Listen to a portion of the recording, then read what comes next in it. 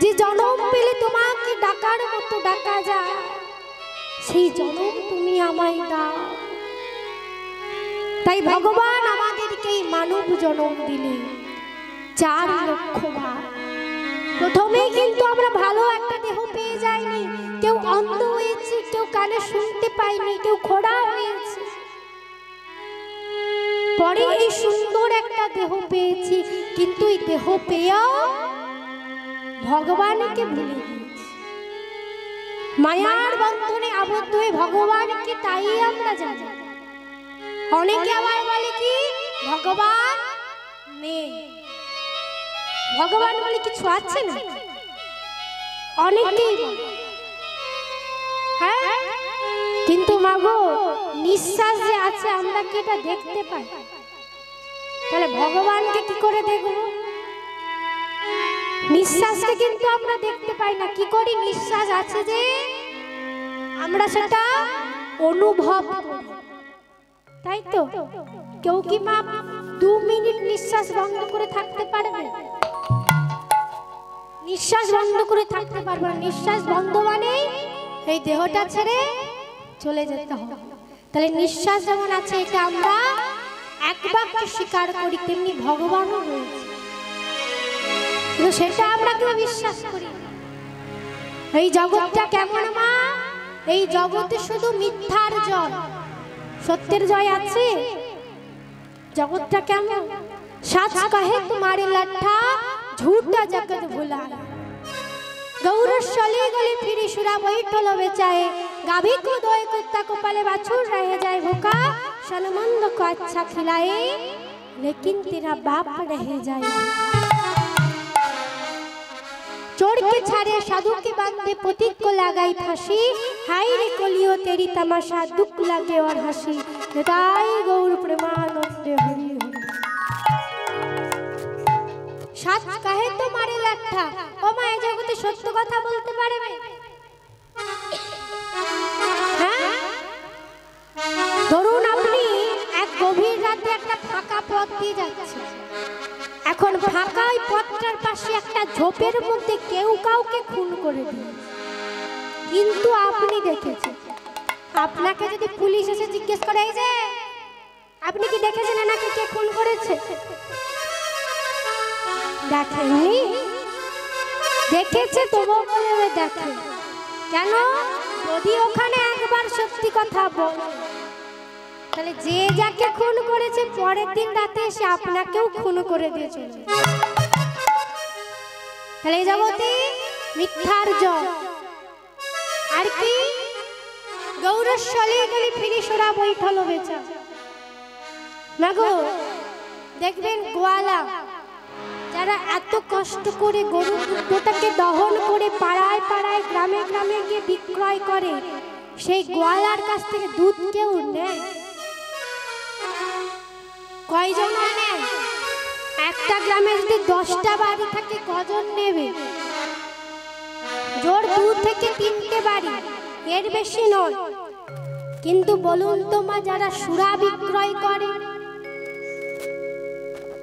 সুরা চেনেন তো হ্যাঁ তো যারা সুরা বিক্রয় করে তারা কি পাড়ায় পাড়ায় গ্রামে গ্রামে যায় এখন তো দোকান হয়েছে তা যদি একটা ফাঁকা মাঠ পায়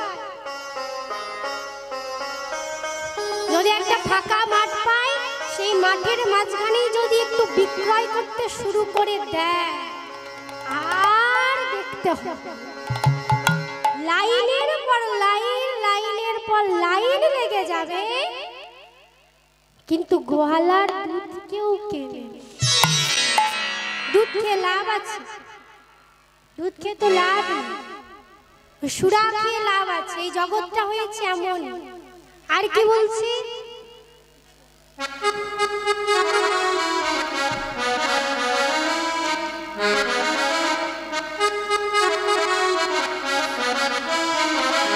আর কি বলেছে মা আমরা কি করি এই জগতে বিদেশি কুকুর কিনে এনে পুষি হ্যাঁ বিদেশি বিড়াল কিনে এনে পুষি পিতামাতাকে সেবা দেওয়ার মতো সময়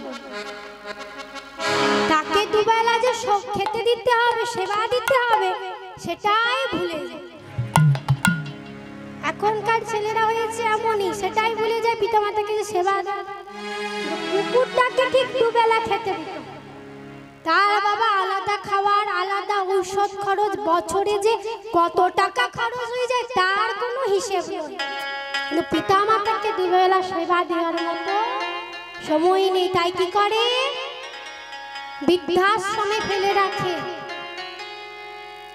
এই হচ্ছে আমাদের কলিযুগের অবস্থা।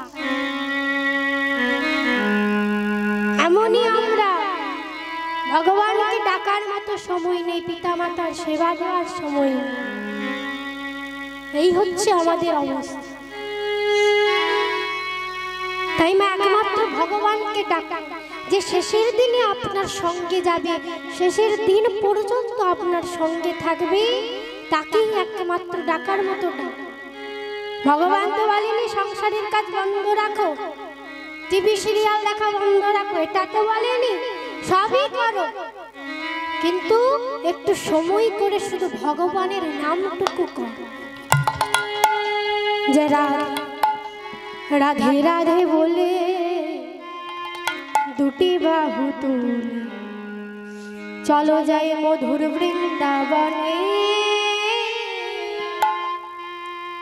আমার দুটি বাহু তুলতে বলেছে। এখানকার মায়েদেরকে দেখছি বলতে হয় না দু তিনবার ধরে, একবার বললে ঠিক উঠে গেল। এটা দেখে ভালো লাগে।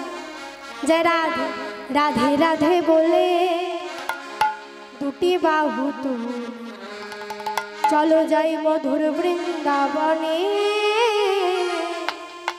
চলো যাই মধুর বৃন্দাবন। রাধে রাধে বলে দুটি বাহু চলো যাই মধুর বৃন্দাবনে, চলো যাই মধুর বৃন্দাবনে। রাধে রাধে বলে দুটি বাহু চলো যাই মধুর বৃন্দাবনে, চলো যাই মধুর বৃন্দাবন। রাধে রাধে বলে দুটি বাহু তুলে চলো যাই মধুর বৃন্দাবনে, চলো যাই মধুর বৃন্দাবনে।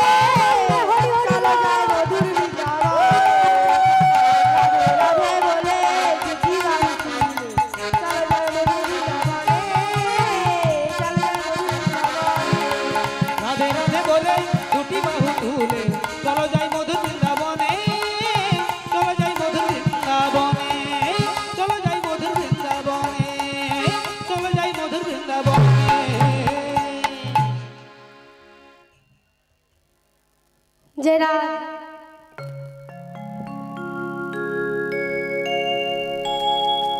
তাই মা আজ কি করেছি মা কংস আমার আজ দেবকীর চুলের মুষ্টি ধরেছে আর এক হাস্ত্রে অস্ত্র ধরেছে। দৈববাণী শুনি রাজা কাঁপিতে লাগিল ভয়ে ভগ্নির কেশ ধরি ভূমিতে নামাল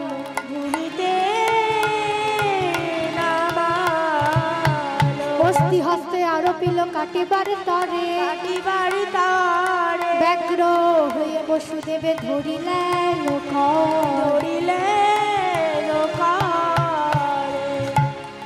আর যেই মহারাজ দেবকীকে মারবে বলে অস্ত্র তুলেছে অমনি ব্যগ্র হয়ে বসুদেব কি করেছে কংস রাজার হাতটি চেপে ধরেছে। মহারাজ ওকে মারবেন না মহারাজ, দেবকী যে নববিবাহিতা আর নববিবাহিতা ভগ্নী মায়ের সমান। মহারাজ দেবকীকে মারবেন না, আপনি যদি দেবকীকে মারে দেখুন মহারাজ স্বর্গ মর্ত পাতালে আপনার কত সুনাম রয়েছে, সমস্ত বীরেরা আপনার বীরত্বের প্রশংসা করে, কিন্তু আপনি যদি আজ নিজের প্রাণের ভয়ে দেবকীকে মারে তাহলে আপনার ভোজকুলের উজ্জ্বলতা চিরতরে ম্লান হয়ে আর নারী হত্যার জন্য মহাপাপের বোঝা আপনি সহ আপনার পিতৃকুল সহ আপনাকে নরকগামী হইতে হবে। নারী হত্যা হচ্ছে মহাপাপ,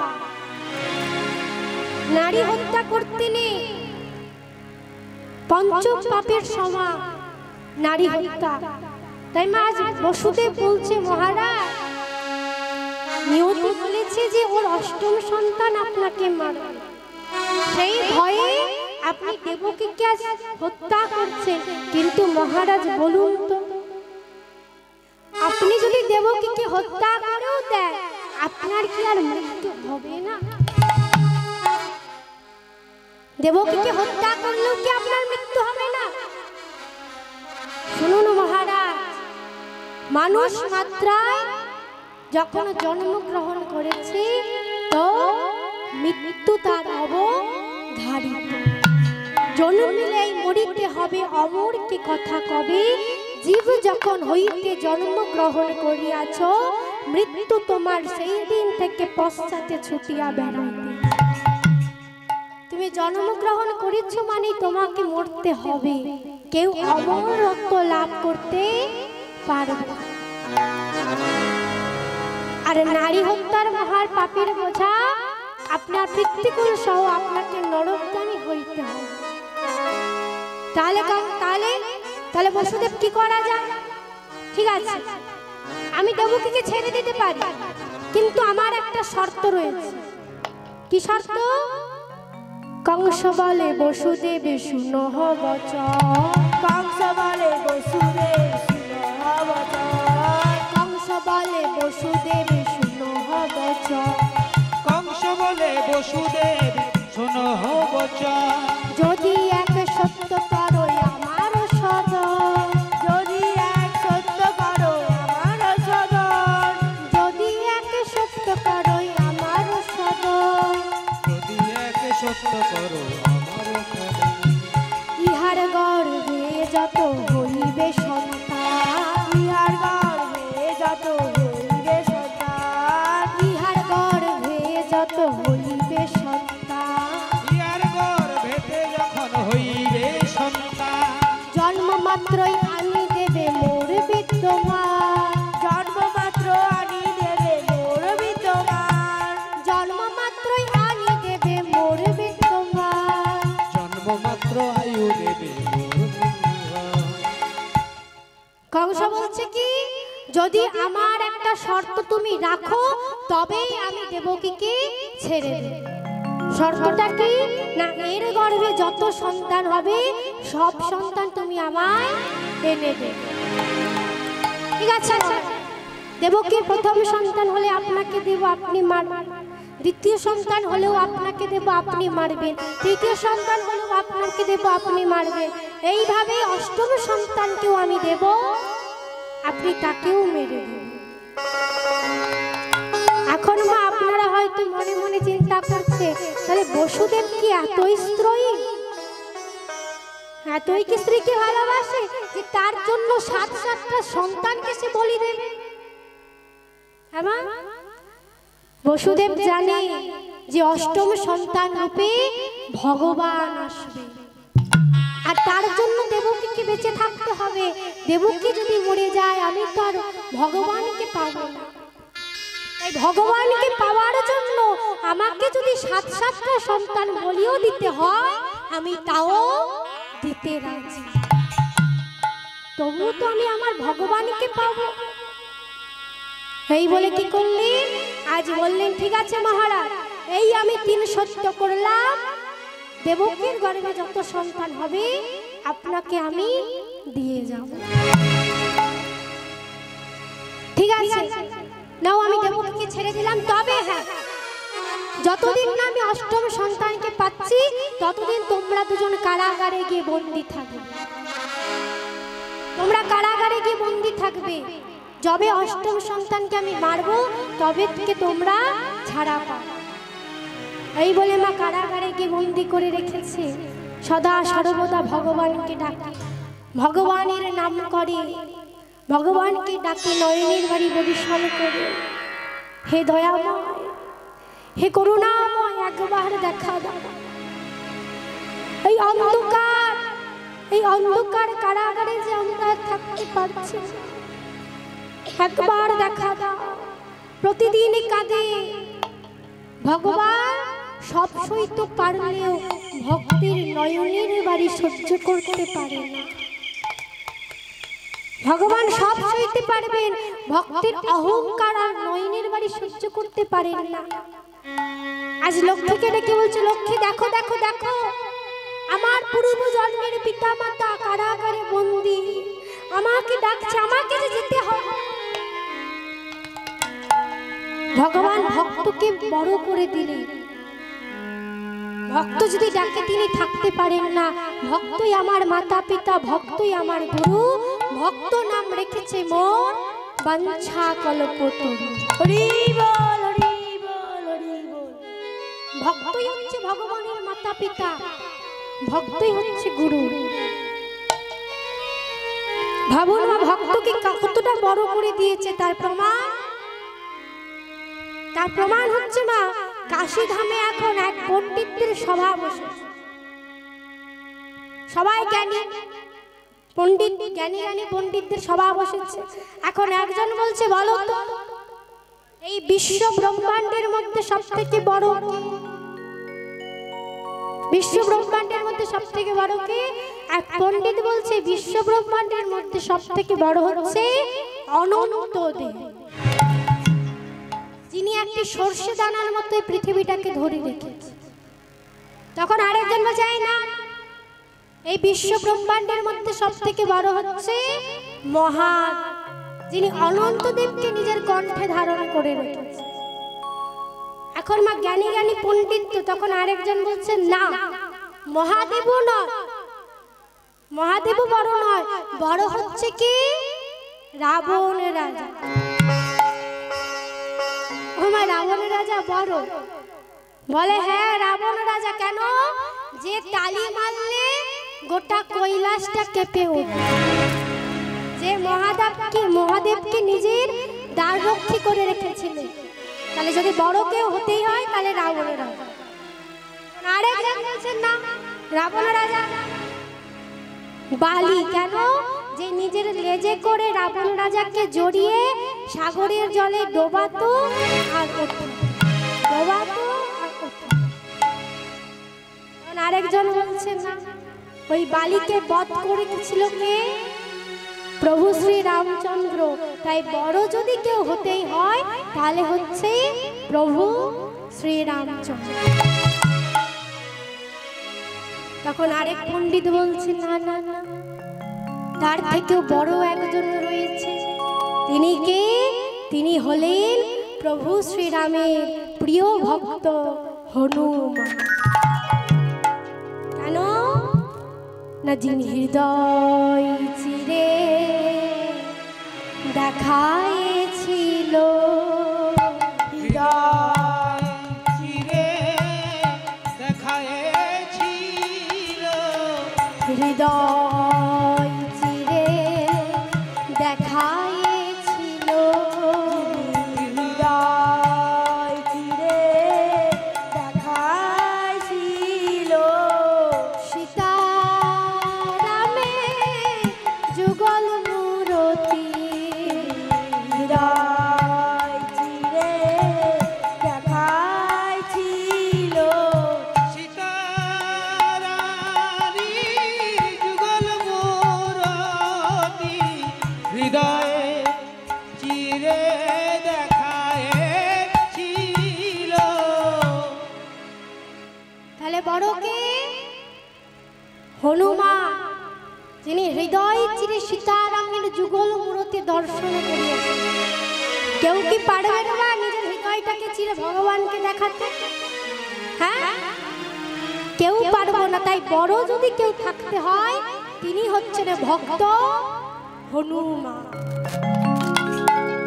তাহলে মা, ভক্ত তো ভগবানের চেয়ে বড়। আজ ভগবান কি করেছে? ভক্তকে বড় করে দিয়েছে। ভক্তই আমার মাতা পিতা, ভক্তই আমার গুরু,